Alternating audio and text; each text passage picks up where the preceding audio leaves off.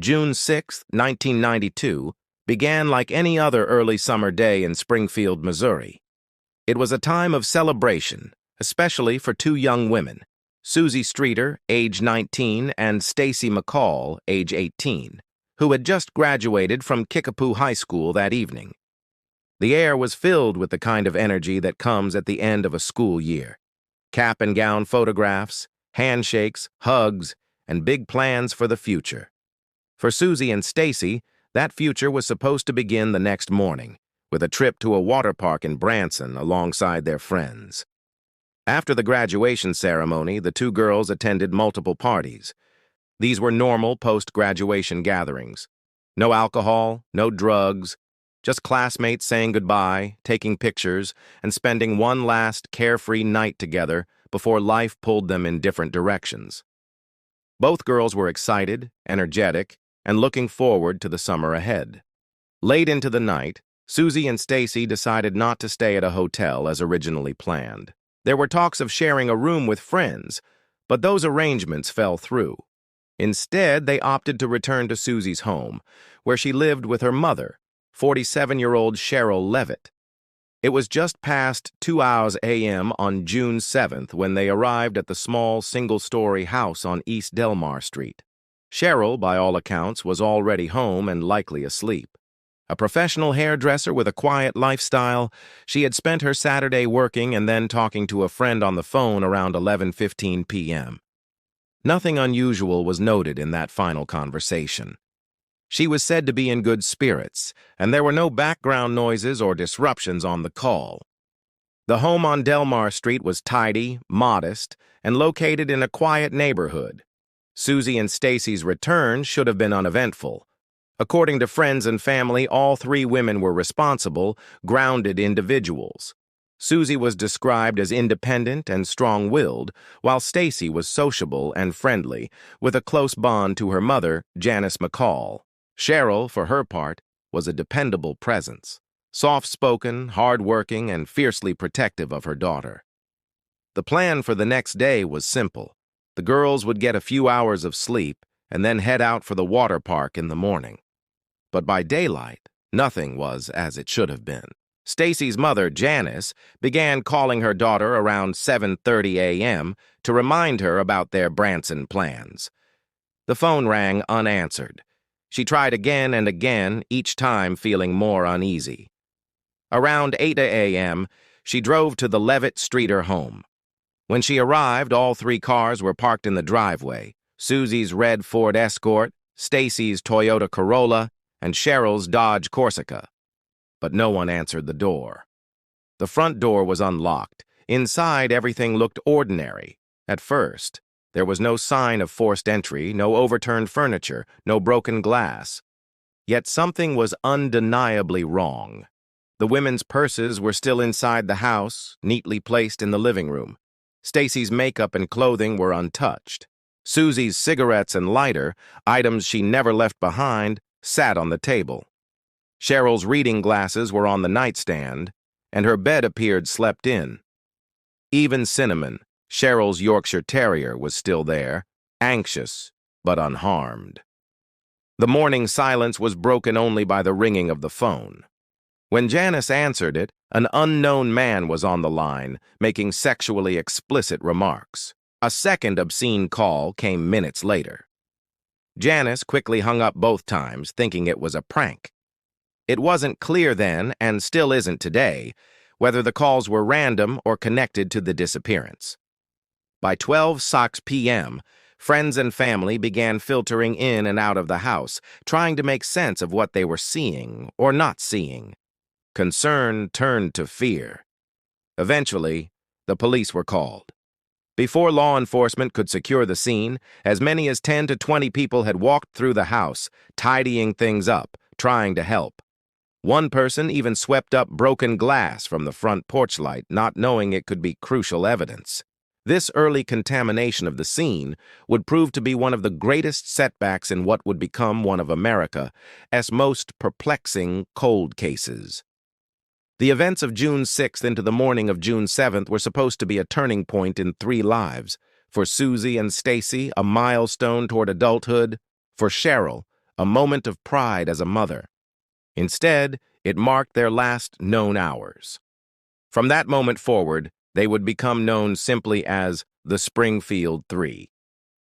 When officers from the Springfield Police Department finally arrived at 1717 East Delmar Street on the afternoon of June 7, 1992, they were stepping into a scene that was outwardly ordinary and internally chaotic. Despite the absence of visible struggle, the feeling among those present was unmistakable. Something was very wrong. The house was quiet. All three women, Suzie Streeter, Stacy McCall, and Sherrill Levitt, were gone. Yet everything they would normally take with them remained inside. Their purses containing cash, identification, and keys were untouched. Their cars were neatly parked outside. Even Susie's dog, Cinnamon, had been left behind, a detail that deeply disturbed her friends, since Suzie was known to dote on the dog and wouldn't have left her willingly. The bedrooms suggested the women had returned home and started to settle in for the night. Beds appeared slept in. Makeup had been removed. Susie's shorts from the night before were folded nearby. There were no overturned chairs, no dragged objects, no blood. It was not the kind of scene that indicated violence, but it also wasn't at the kind of scene that made sense. There were only a few minor oddities. The shattered glass globe from the front porch light had been swept up, reportedly by a friend trying to be helpful. The front door had been left unlocked. The only phone in the house had received 2 disturbing phone calls that morning, both described as obscene in nature. The caller was a man making sexual remarks, and while police would later suggest these might have been random prank calls, the timing and tone left many uneasy. The house, in every other respect, was clean, quiet, and eerily untouched. Investigators quickly realized they were working backward from a total absence of the most important evidence, the people themselves. In most missing persons cases, there's a gradual unraveling. Someone fails to show up, there's an argument, a vehicle goes missing. Here, there was none of that.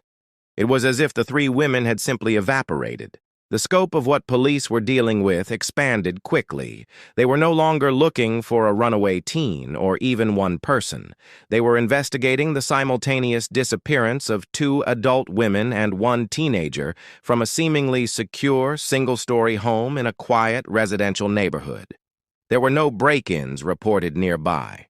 No suspicious vehicles had been flagged. No neighbors recalled hearing a struggle or seeing strangers entering the house. One of the most troubling aspects was how tightly the women's schedule had been planned. Stacy McCall's mother, Janice, later explained that the group had made very specific arrangements for the next morning. The girls had discussed going to Whitewater, a water park in Branson, and were supposed to call Janice once they woke up. That call never came. Janice had even called the hotel earlier that night to confirm if Stacy would be staying there instead. But the group had changed plans at the last minute and gone to Suzie A.S. instead. That last-minute change created a tragic ripple effect. Had they stayed at the hotel as originally planned, all 3 women might have remained safe. By June 8th, the case was national news. Posters with the women's faces appeared across Springfield. Searches were launched in nearby fields, drainage ditches, abandoned lots, and remote roads. Helicopters scanned from above. Police interviewed neighbors, partygoers, co-workers, and anyone remotely connected to the women. Still, no useful leads emerged. Multiple tips trickled in. Most turned up nothing. There was a brief glimmer of hope when someone reported seeing 3 women matching the descriptions at a convenience store in Cassville, Missouri, about an hour away. But surveillance footage from the store never supported the claim. Another angle involved Suzie Streeter's ex-boyfriend, who had a criminal record. While he was questioned, police ultimately found nothing to tie him to the disappearances. Sherrill's ex-husband, Susie's father, had also been estranged from the family for years and showed no connection to the case. The lack of suspects, physical evidence, or credible sightings led investigators to a frustrating impasse. Over the weeks that followed, the Springfield police received more than 5,000 tips. None of them cracked the case. By the end of that first summer, A pattern was becoming clear. There was no pattern, no logical entry point, no obvious reason. Just 3 lives gone, leaving behind a vacuum of explanation. Law enforcement began to describe the scene as a vanishing point, a place where everything leading up to it made sense, and everything after it unraveled into confusion. The concept of a clean abduction became more and more chilling. If someone, or more likely, multiple people, had pulled off the coordinated disappearance of 3 women from one home, leaving no sign behind, then it was not a spontaneous act. It was deliberate, controlled. And it suggested one haunting reality. Whoever did this knew exactly what they were doing. In the next section, we'll explore the strangest and most debated clues of the case: the broken light, the erased voicemail, and the disturbing phone calls. Each of them offers a thread of possibility, but none of them provide closure. As the investigation into the Springfield Three deepened, so did the questions, and the clues, though few, became stranger the closer they were examined. In a case already defined by its eerie calm, what stood out most were not the obvious signs of foul play, but a series of subtle, ambiguous details that seemed to raise more questions than they answered. The broken porch light. One of the earliest signs that something may have happened outside the home was the shattered glass globe from the front porch light. A friend of the family, arriving at the house on the morning of June 7th, noticed it and instinctively swept it up. It's believed this was done before the police arrived. This seemingly minor act had a serious consequence. It erased the opportunity to determine whether the glass had been broken during a struggle, as a distraction, or even days earlier. The bulb inside remained intact, which puzzled investigators. If someone had intentionally disabled the light, why leave the bulb untouched? And if it had been broken accidentally, why had no one in the house mentioned it the night before? Some theories suggest the broken light may have been used to darken the porch, perhaps to conceal the identity of someone knocking at the door in the early morning hours. Others believe it may have been unrelated, but because it was never documented before being cleaned up, it remains a symbol of the case's central tragedy, critical evidence lost in those first few hours. The erased voicemail. Another detail that continues to haunt this investigation is an erased message from the home IS answering machine. According to Stacy McCall's mother, Janice, there had been a strange message on the answering machine when she first arrived at the home on the morning of June 7th. While she didn't yet remember the full content of the message, she recalled that it was odd enough to give her pause. But in the confusion and stress of the moment, the message was accidentally erased, either by Janice or another person trying to access the machine. The fact that the message is gone is troubling in itself. If it was truly significant, perhaps a threat, a warning, or even a message from someone involved, it's now permanently lost. Investigators were never able to retrieve its contents. What makes this more unsettling is the narrow window in which such a message could have been left. After the disappearances, but before the police arrived. That alone suggests it may have been connected. To this day, the erased voicemail stands as one of the most infuriating unknowns in the case. A potential clue, possibly even a confession, that simply vanished. The obscene phone calls. Adding another layer of unease were 2 separate phone calls received at the home on the morning of the disappearance. While Janice McCall was still at the house, the phone rang. When she answered, a male voice on the line began making sexually explicit comments. She hung up, disturbed. Minutes later, the phone rang again. Same caller, same content. At the time, Janice assumed it was a prank, but given the circumstances, the calls quickly became suspect.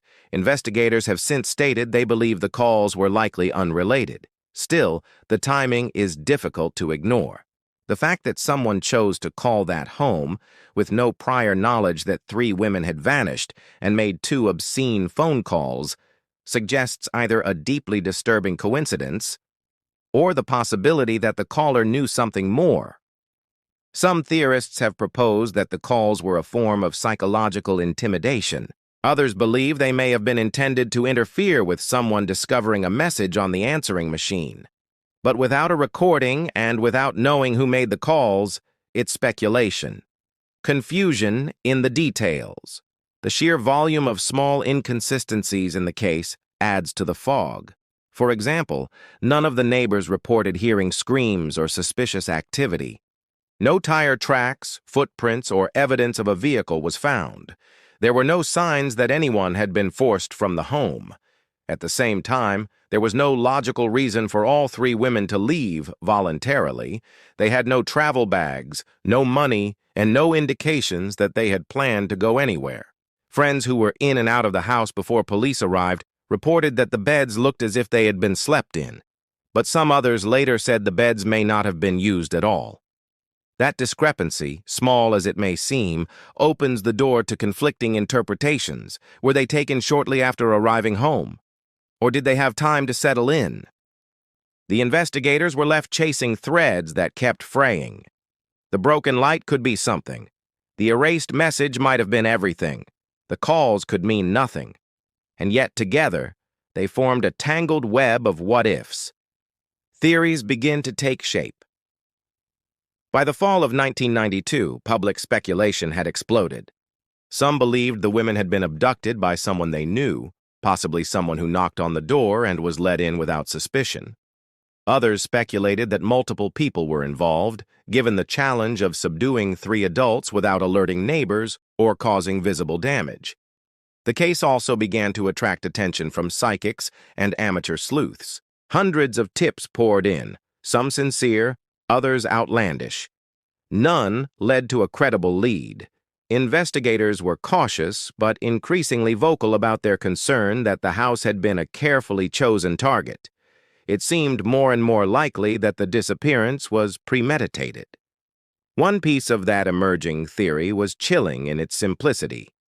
If the house had been watched, and the perpetrators knew the girls would be there that night, then it's possible the crime had been planned for days, if not longer. The next section will explore the primary suspects, confessions, and the frustrating dead ends that have plagued this case ever since. We'll also examine the theories surrounding one man who claimed to know what happened, but whose story kept changing. By late 1992, with no bodies, no crime scene, and no arrests, the case of the Springfield Three took on a heavy silence, broken only by the relentless efforts of investigators and the desperate hope of family members. In the absence of hard evidence, police turned to potential suspects and tips, hoping that somewhere in the noise, a name or a detail would finally make something click. Robert Craig Cox, the man who claimed to know among the names that would eventually rise to the surface, one stood out: Robert Craig Cox. Cox was no stranger to law enforcement. A former Army Ranger and convicted kidnapper, his name was already linked to violent crimes. In 1985, he had been convicted of abducting a woman in Florida and served time in prison. Prior to that, he had been a suspect in the 1978 murder of 19-year-old Sharon Zellers, an Orlando case that prosecutors never pursued due to lack of evidence. By the mid-1990s, Cox was living in Springfield, Missouri. He came onto the radar when investigators discovered inconsistencies in his alibi for the night of June 6, 1992. At first, he told authorities he had been with his girlfriend that night, but she later recanted, stating she had only said that under pressure from Cox. Years later, Cox would make a chilling statement to a journalist. "I know that the three women are dead. I know they were murdered, and I know where they're buried." But when asked for specifics, Cox refused to elaborate. He claimed he wouldn't reveal the details until his mother had passed away. He made similar statements in subsequent interviews, but never provided enough information to verify any of it. Investigators took him seriously, but his refusal to give actionable evidence left them at a standstill.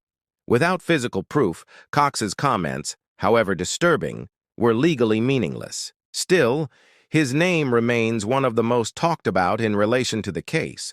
Some believe he's simply seeking attention. Others are convinced he knows exactly what happened, but is choosing to withhold it.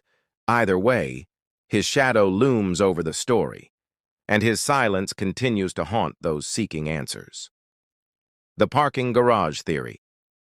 In 2007, a civilian tip brought attention to an unusual lead: the claim that the women were buried under the Cox South Hospital parking garage in Springfield. The theory, though sensational, was taken seriously enough that authorities allowed a team of mechanical engineers to use ground-penetrating radar to scan the garage. Their equipment indicated the presence of 3 anomalies, roughly human-sized, buried under one specific section of concrete. However, law enforcement concluded that the data was inconclusive. Without stronger supporting evidence, they were unwilling to tear up the garage. The location, built after the women disappeared, had never been formally connected to any suspects. The cost, disruption, and lack of corroboration made the scan a dead end. To this day, some online communities believe this site could hold the key, but without further justification, it remains speculation, another thread that goes nowhere. Other theories and potential suspects. A range of other theories emerged over the years. Some focused on the idea of a random home invasion, possibly by someone casing the neighborhood. This theory raised difficult logistical questions. How could a spontaneous criminal act have resulted in such a clean disappearance of 3 adults without neighbors noticing or anyone resisting? Others believe it may have been a case of targeted abduction, possibly focused on Suzie Streeter. Prior to her disappearance, she had testified against a man involved in a grave robbery case. While investigators looked into this connection, nothing concrete came of it. The man in question had an alibi and was not charged in relation to the disappearances. There were even rumors that the 3 women had been taken across state lines, possibly trafficked or killed by an organized group. But again, no tangible proof ever supported these scenarios. As time passed, even the more likely suspects began to fade from view. Leads went cold, tips stopped arriving, detectives rotated off the case. The file became thicker, but not clearer. A case left open. Despite the lack of movement, the Springfield Police Department has never closed the case. It remains an open investigation with the hope that one day either new evidence or a confession will bring resolution. In the early 2000s, DNA from the house was tested as technology improved, but nothing matched any known suspects. In 2017, police once again urged the public to come forward with any new information, but no breakthrough followed. For the families, the waiting has become part of life. Janice McCall, Stacy's mother, continues to speak publicly about the case. Over the years, she has helped launch programs and databases for missing persons, transforming her pain into activism.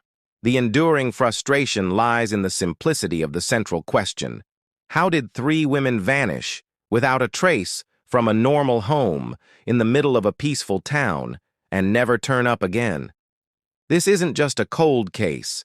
It's a vacuum, a space where logic, evidence, and closure are all missing. More than 3 decades have passed since the quiet morning of June 7, 1992, when 3 women, Sherrill Levitt, Suzie Streeter, and Stacy McCall, disappeared from a small house in Springfield, Missouri. Their case remains one of the most confounding and heartbreaking cold cases in American history. Despite an initial flurry of investigation, despite thousands of tips, and despite years of national attention, not one of the women has ever been found. No arrests have been made. No crime scene has been officially identified.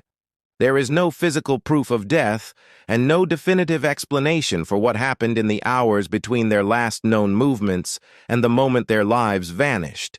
What remains is a puzzle with no final piece. The questions that still linger.